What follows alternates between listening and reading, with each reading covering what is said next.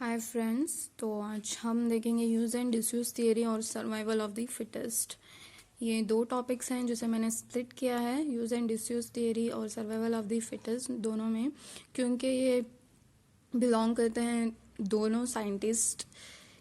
जैसे कि use and disuse theory belong करता है लेमार्किज्म के लिए और survival of the fittest belong करता है डार्विनिज्म थियरी ऑफ एवोल्यूशन। तो ये जो फर्स्ट टॉपिक है हम पहले पढ़ेंगे।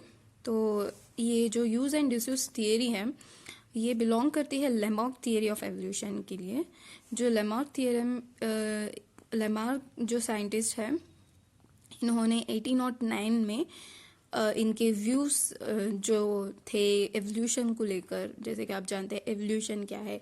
एवोल्यूशन वो है जो पहले शुरुआती दौर से changes due to the environmental change और बहुत सारे चेंजेस लेकर अपग्रेड होकर न्यू जनरेशन में आती है। फॉर एग्जांपल जैसे कि मोबाइल होता है जो हम यूज़ करते हैं, जो अब हम यूज़ कर रहे हैं वो स्मार्टफोन।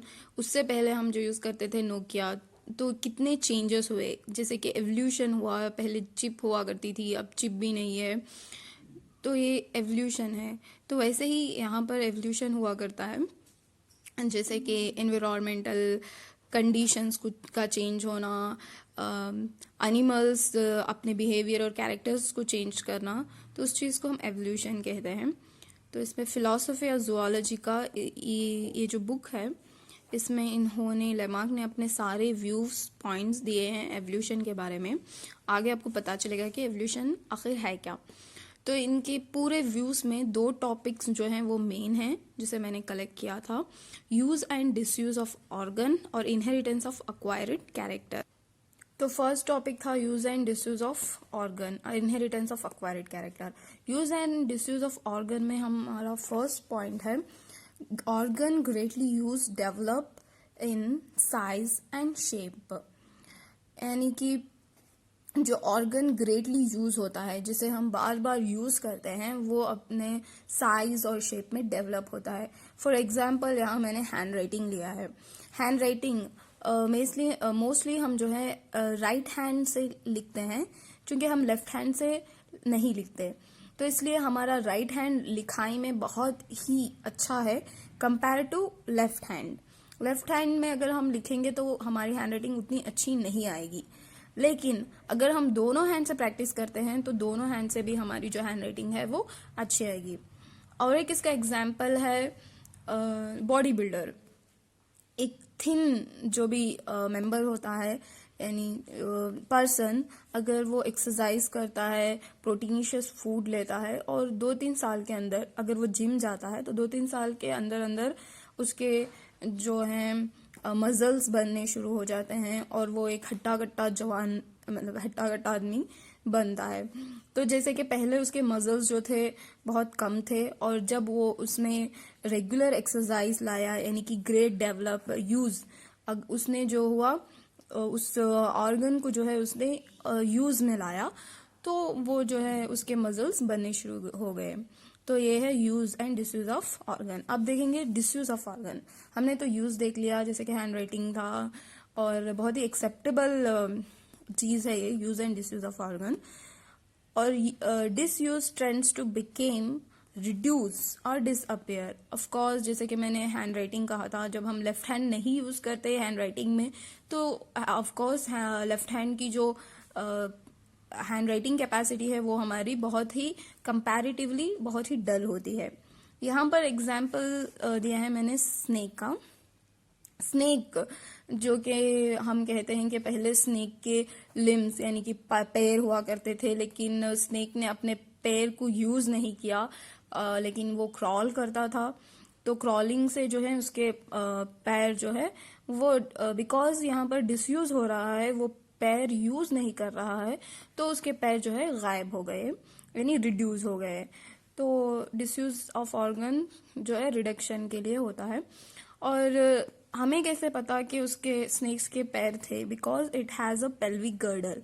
पेल्विक गर्डल नाम का एक बोन उसके अंदर प्रेजेंट था, जो सिर्फ ये दिखाता है कि यानी कि लिम्स थे, और ड्यू टू द अनयूज यानी कि यूज नहीं हुआ, इसलिए उसके लिम्स गायब हो गए हैं। और अदर भी एग्जांपल्स हैं जैसे कि ostrich, of course flightless bird. Ostrich एक आइलैंड में हुआ करता था जिसमें उसे कोई प्रीडेटर्स नहीं थे और बहुत सारा फूड था जो कि वो नीचे ही रहकर खा सकता था, उसे उड़ने की कोई ज़रूरत नहीं थी, तो इसलिए उसका फ्लाइटिंग हैबिट भी रिड्यूस हो गया। अपेंडिक्स, जैसे कि हमारे ह्यूमन बींग्स में अब एक्सटेंशन होता है जो मतलब हम घास फूस मतलब घास खाने का यानी डाइजेशन के लिए होता है अपेंडिक्स, जो कि हमारे इसमें अब नहीं है, अब बहुत रिड्यूस हो गया है, लेकिन थोड़ा सा एक्सटेंशन प्रेजेंट है हमारे इस स्मॉल इंटेस्टाइन में। और नेक्स्ट मैंने नेक्स्ट एग्जाम्पल ख़त्म हो गया। अब है इनहेरिटेंस ऑफ एक्वायर्ड कैरेक्टर। तो दो टॉपिक उसने दिए थे, फर्स्ट लेमार्क ने दिए थे यूज एंड डिसयूज थियरी और inheritance of acquired character. Use and disuse theory, use and disuse of organ खत्म हो गया, अब सेकेंड है inheritance of acquired character. Inheritance मतलब एक जनरेशन से दूसरी जनरेशन को पास ऑन होना, जो भी कैरेक्टर है जो एक्वायर्ड कैरेक्टर है। एक्वायर्ड कैरेक्टर मतलब जैसे कि मैंने कहा मजल्स, अगर एक इंसान जिसने बॉडी बिल्डिंग की है और मजल्स उसके बने हुए हैं और जब वो शादी करता है यानी कि उसके बेबीज होते हैं, तो अकॉर्डिंग टू द लेमार्क क्या था कि उसके बच्चे भी विथ मजल्स मतलब विथ अच्छे मजल्स यानी हट्टे कट्टे पैदा होंगे, जो कि ऐसा नहीं था। तो इस टॉपिक या इस थियरी को पूरी तरह से इनकार कर दिया गया with the help of Weismann. August Weismann ने पूरी तरह से यानी प्रैक्टिकली इस चीज को नामुमकिन कहा। तो इसका एग्जाम्पल हम देते हैं जिराफे, लेमार्क की तरफ से। जिराफे, लेमार्क ने कहा कि पहले giraffe, according to the Lamarck all giraffe were short, यानी पहले जिराफे बहुत शॉर्ट हुआ करते थे लेंथ, वेर दे जब अर्थ की जो ग्रास होती है पूरी जब वैनिश होगी, ऑफ कोर्स क्योंकि वैनिश तो नहीं हो सकती, हम आज भी देख सकते हैं कि ग्रास प्रेजेंट ऑल ओवर, मतलब हर जगह हम ग्रास को देख सकते हैं। तो इनसे यानी लेमार्क ने कहा था कि वैनिश जब सारी ग्रास वैनिश हो गई, तब जिराफे ने पेड़ के पत्ते खाना शुरू किए और उसके बाद ग्रेजुअली जो है उनकी नेक एलोंग हो गई और ऐसे ही करके उनकी जो स्पीशीज लाइक एक से एक मतलब उनके बच्चे ऐसे ही लॉन्ग नेक के पैदा होना शुरू हो गए और उनका एक स्पीशीज ही बन गया लॉन्ग नेक का। तो इस चीज को लेमार्क ने एक्सप्लेन किया था, लेकिन इस चीज को रॉन्ग प्रूव करने वाले अगस्ट वेजमैन थे। अगस्ट वेजमैन ने लेमार्क थियरी को पूरी तरह से यूज एंड डिसयूज थियरी को अग्री किया, लेकिन इनहेरिटेंस ऑफ एक्वायर्ड कैरेक्टर को उन्होंने अगस्ट वेजमैन ने पूरी तरह से जो है इनकार किया। और कैसे इनकार किया, मतलब इनका एक्सपेरिमेंट जो था इन्होंने रैट्स लिए। अच्छा, तो इन्होंने सॉरी समझ लें ये रैट है, तो I don't know how to write, but rat के जो थे इन्होंने दुम को जो है कट कर दिया और जब ये कट की हुई दुम जो इनकी टेल कट की और जब रैट को बीच में मेट किया तो इनके बच्चे जो थे रैट के जो बच्चे थे वो विथ टेल पैदा हुए। तो according to the Lamarck without tail पैदा होना चाहिए था, लेकिन ये तो विथ टेल पैदा हुए। तो फिर इस रैट को फिर इन्होंने और एक रैट से मेट किया, फिर इन्होंने क्या किया, टेल कट कर दी और फिर से इनको मेट किया, लेकिन फिर भी उनको रिजल्ट आया विथ टेल। तो रैट जो था विथ टेल का ही था अगस्ट वेजमैन की तरफ से। तो इन्होंने कहा कि ये जो इनहेरिटेंस ऑफ एक्वायर्ड कैरेक्टर है वो सिर्फ जीनोटाइप है, फिनोटाइपिक यानी सोमैटिक कैरेक्टर्स कोई भी एक जनरेशन से और एक जनरेशन को पास ऑन नहीं हो सकते। तो according to the August Weismann इन्होंने दो थियरीज दिए। इन somatic cell changes never occur. Somatic cells जो कि हम हैंड राइटिंग हो, जैसे कि बॉडी बिल्डिंग हो, जैसे कि हमारा हैंड्स, लिम्स, आई कलर, वो आते हैं। The character will move to the offsprings through the germ cells, यानी कि जो जर्म सेल्स से होते हैं, जो हमने अपने पेरेंट्स से इनहेरिटेड किए होते हैं, वो हमारे बच्चों में जाते हैं, यानी generation to generation pass on होते हैं। तो अकॉर्डिंग टू विजमैन इन्होंने फिनोटाइपिक कैरेक्टर्स कभी एक जनरेशन से दूसरी जनरेशन को पास ऑन नहीं होते, और जीनोटाइपिक कैरेक्टर्स जो हैं वो पास ऑन होते हैं, इसका उन्होंने खुलासा किया। तो दोस्तों, हमने जाना कि यूज एंड डिसयूज थियरी के बारे में, लेमार्क और उनके एक्सेप्टेड थियरी और नॉन एक्सेप्टेड थियरी। अब हम जानेंगे survival of the fittest. So इस थियरी को देने वाले डार्विन्स हैं। He did a lot research and visited the place of island called Galapagos. Of course Galapagos एक ऐसा आइलैंड है, मैं दिखाती हूँ।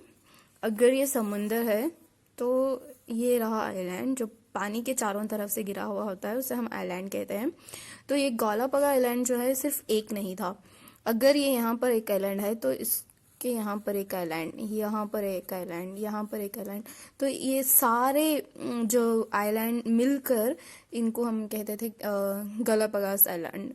तो यहाँ का कंडीशन ऑफ एनवायरनमेंट, यहाँ के प्लांट्स, यहाँ की हैबिट इस आइलैंड से अलग होती थी, और इस आइलैंड से इस आइलैंड की हैबिटेट अलग हुआ करती थी। तो हर एक आइलैंड की अपनी अपनी खुसूसियत, यानी अपने अपने टाइप्स हुआ करते थे। हर एक आइलैंड डिफर होता था हर एक चीज में, हैबिटेट में हो, सेम स्पीशीज। अच्छा, तो डार्विन ने इस गालापागोस आइलैंड में जो किस चीज से वो मुतासिर हुआ, यानी इंटरेस्टेड रहा, डार्विन फिंचेस हम उस बर्ड्स को कहते हैं जो डार्विन ने नोटिस की थी। ये जो सेम स्पीशीज के बर्ड्स है, लेकिन इनकी जो चोंच, बीक हुआ करती थी, वो बहुत ही डिफरेंट थी। हर एक आइलैंड के फिंचेस अलग अलग तरह की बीक दिखाया करते थे। कुछ आइलैंड्स की बीक्स बहुत ही मोटी सख्त हुआ करती थी, कुछ आइलैंड्स की बहुत लंबी बीक्स हुआ करती थी, और कुछ आइलैंड्स की तो बहुत शॉर्ट बीक हुआ करती थी, और कुछ आइलैंड्स की बहुत ही नरम और मीडियम साइज की हुआ करती थी। तो बिकॉज यहाँ पे सख्त और इन्होंने मतलब डार्विन ने ऑब्जर्व किया कि सख्त बीक क्यों है इन फिंचेस की, क्योंकि यहाँ पर बहुत ही सख्त मतलब नट्स के पेड़ हुआ करते थे, तो उसको तोड़ना बहुत मुश्किल था। इसीलिए इन बर्ड्स की जो बीक थे वो बहुत मोटे और सख्त हुआ करते थे। और यहाँ पर लॉन्ग इसलिए होते थे कि फ्रूट से भरा हुआ होता था। यहाँ के आइलैंड्स में तो जैसे कि बहुत अच्छे फलदार प्लांट्स हुआ करते थे, तो उनके फ्रूट्स को खाने वो आराम से उनको मिल जाया करता था, तो उनकी जो बीक होती थी लॉन्ग हुआ करती थी। ऐसे ही हर एक जगह अलग अलग तरह के प्लांट्स हुआ करते थे, और उनके सर्वाइवल के लिए उन्होंने अपनी बीक को डेवलप किया था। तो डार्विन से ही कहते हैं कि डार्विन इसीलिए कहते हैं कि सर्वाइवल ऑफ द फिटेस्ट। तो फर्स्ट डार्विन्स ने एक 4 थियरीज दिए हैं। फर्स्ट थियरी है ओवर प्रोडक्शन। तो first theory over production, the population increases, यानी सर्वाइवल ऑफ द फिटेस्ट कैसे होता है। पहला जो है ओवर प्रोडक्शन, प्रोडक्शन जो है जैसे कि 2 इंटू 2 4, 4 इंटू 2 8, 8 इंटू 2 16, इस तरह की, यानी 4 हुआ फिर 8 फिर 16, तो ये एक ज्योमेट्रिकल मैनर में इंक्रीज होता है फूड प्रोडक्शन। जैसे कि पैरामीशियम और बैक्टीरिया, पैरामीशियम जो है 24 मिनट्स में डिवाइड मतलब प्रोड्यूस होता है, न्यू फॉर्म होता है, और बैक्टीरिया भी 24 मिनट्स में 24, ये सब जो है इतने जल्दी जल्दी प्रोड्यूस करते हैं अपने आप को कि अगर सारा जो इन्वायरमेंट कंडीशन जो है इनकी तरह मतलब इनके रिप्रोडक्शन के लिए अगर फैसिलिटेट रहा, तो सारा अर्थ हमारा जो है इन बैक्टीरिया पैरामीशियम से भर जाए। लेकिन ऐसा बिल्कुल नहीं है, क्योंकि एनवायरमेंटल कंडीशंस भी मैटर करते हैं। और इनहेरिटेबल वेरिएशन, तो ये वेरी इंपॉर्टेंट है दोस्तों। ये हमने लेमार्क में भी देखा था और डार्विन में भी हम देख रहे हैं। इनहेरिटेबल वेरिएशन, वहाँ हमने देखा था इनहेरिटेंस ऑफ अक्वायर्ड कैरेक्टर, लेकिन हम यहाँ देख रहे हैं इनहेरिटेबल वेरिएशन। तो वेरिएशन को इनहेरिटेबल किया जा रहा है यहाँ पे वेरिएशन को जनरेशन टू जनरेशन। तो इसका हम पढ़ेंगे। In some species some have average genes, some have strong genes and some have weak genes। तो डार्विन ने कहा कि एक ही स्पीशीज में तीनों तरह के जीन्स होते हैं, वीक, एवरेज और स्ट्रॉन्ग। जो वीक होता है वो सरवाइव नहीं कर पाता और जो स्ट्रॉन्ग होता है वो सरवाइव कर पाता है। तो सो नेचर विल सेलेक्ट, यहाँ पे जो होता है स्ट्रॉन्गेस्ट जीन को जो है नेचर सेलेक्ट करती है। इसका एग्जाम्पल इन्होंने दिया जिराफे। तो लेमार्क, अगर हम कंपेयर करें लेमार्क और डार्विन्स में, लेमार्क ने कहा था कि सारे शॉर्ट जिराफे थे और सारे जब ग्रास खत्म हो गई तब वो लॉन्ग नेक के हो गए।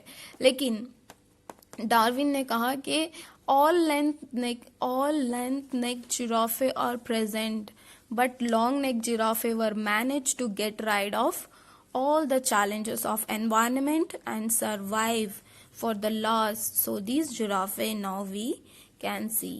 so यहाँ पर जो है सारे लेंथ के जिराफे प्रेजेंट थे, शॉर्ट नेक जिराफे भी प्रेजेंट थे, एवरेज नेक जिराफे भी प्रेजेंट थे और लॉन्ग नेक जिराफे भी प्रेजेंट थे।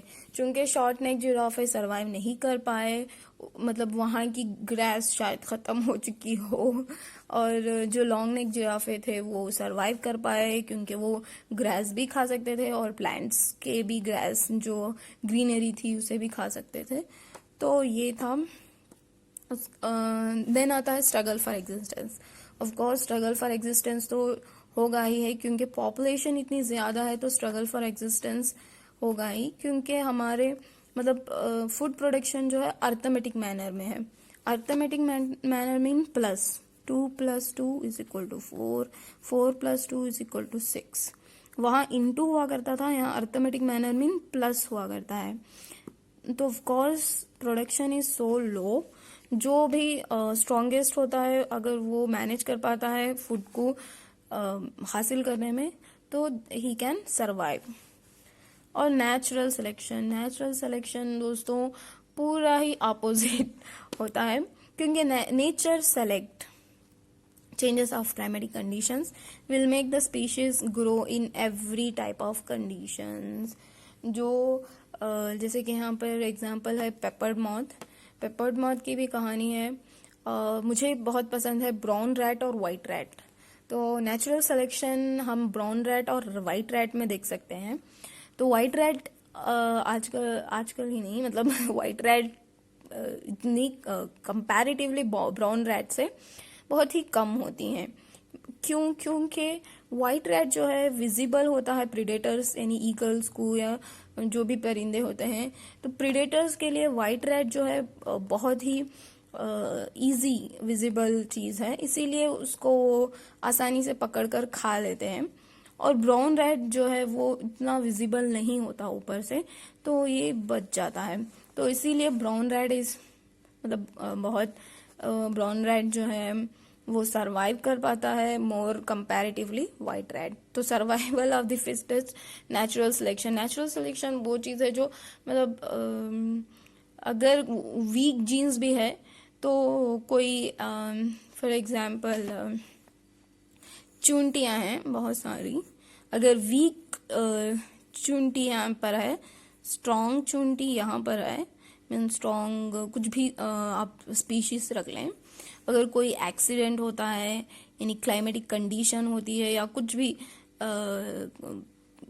बहुत कुछ मतलब environmental conditions, environmental calamities, earthquake जो भी मतलब होता है, तो अगर उस चीज़ ने स्ट्रॉन्ग जीन्स को एलिमिनेट कर दिया या कुछ भी एक्सीडेंट होकर ये पूरी स्पीशीज ख़त्म हो गई, तो वीक स्पीशीज जो होती है वो सरवाइव कर जाती है।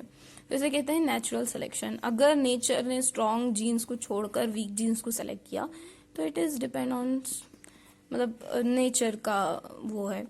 तो this I think I can give you this example like जैसे कि हम एग्जाम्स करते हैं लाइक सीटी एग्ज़ाम्स, जिसमें मतलब 4 में जैसे कि 4 ऑप्शंस होते हैं, जिसमें एक ऑप्शन आप क्लिक करें, यानी बहुत सारे लकी जो होते हैं वो सही आंसर दे जाते हैं, मतलब some lucky peoples will get light of this exams. So ये रहा दोस्तों सर्वाइवल ऑफ द फिटेस्ट। जो फिट होता है वो सर्वाइव करता है, जो फिट नहीं होता वो सर्वाइव नहीं कर पाता। तो this is complete of my topics. Thank you.